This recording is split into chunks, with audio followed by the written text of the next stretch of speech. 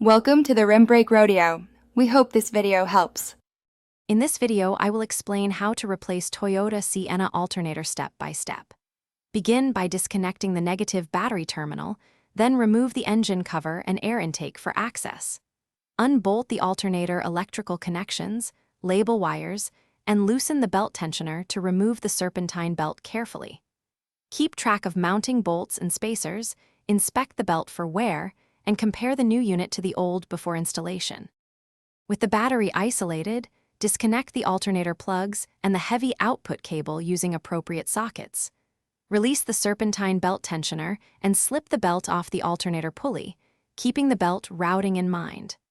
Remove the top and bottom mounting bolts while supporting the alternator, then carefully lower the unit free from the engine bay. Check mounting points for damage and clean surfaces before fitting the replacement alternator to ensure a solid electrical ground. If you're finding this helpful, please subscribe and like so we can keep making practical car repair videos. Quick recommendation: upgrade your clean game with the Shark AI Ultra Robot Vacuum.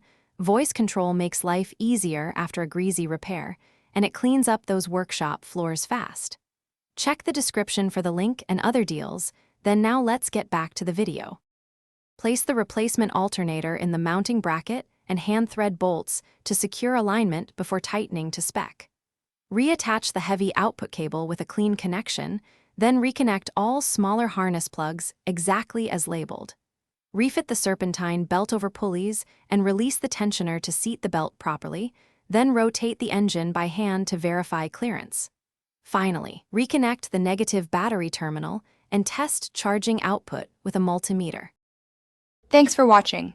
Consider subscribing if we helped you.